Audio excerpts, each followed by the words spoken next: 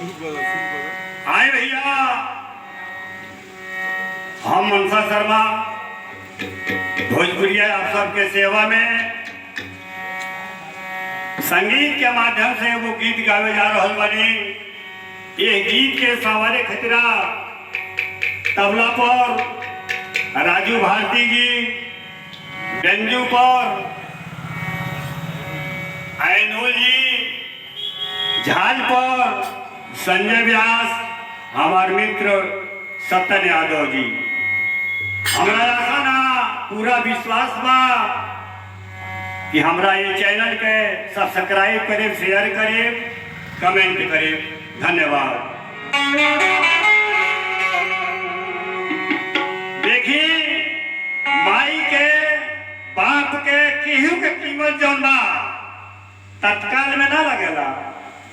ओकरा के अंतिम जब हो जाला, वो आदमी जब मर जाला तब ओकर कीमत लगेला कि आदमी का रहल। निमनको के नाम बा, अपौरको के नाम बा। तो सोची विचारी सब है,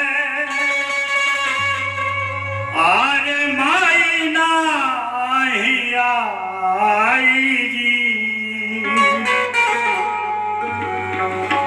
दूधवा के करज नाही भरले भरा।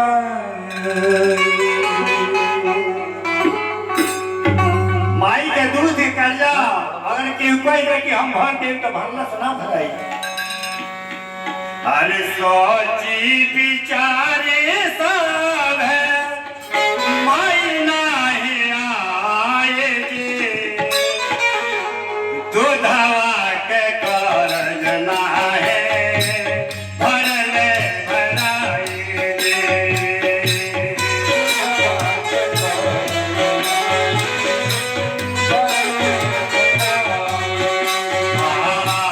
दूधवा के करज नाही भरले भराई जी।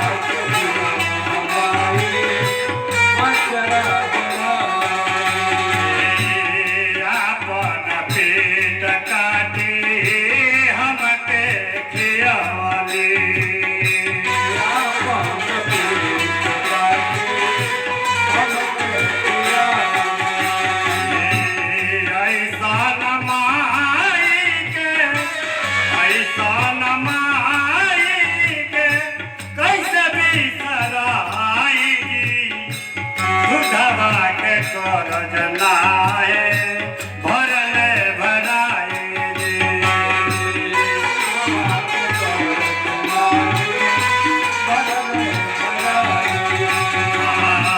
बुधवा के करज नाहे भरल भराए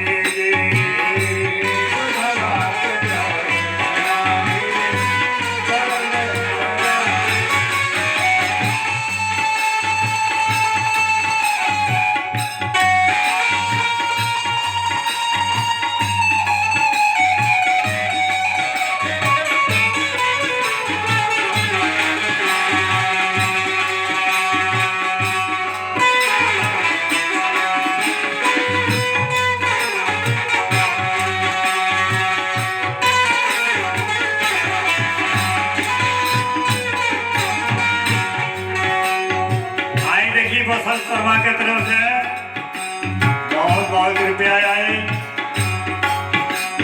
ये परिवार के तरफ से बहुत बहुत रुपया आए। भगवान से शुभकामना के विनती रही कि आत्मा जहाँ भी रहे वो आत्मा के शांति मिल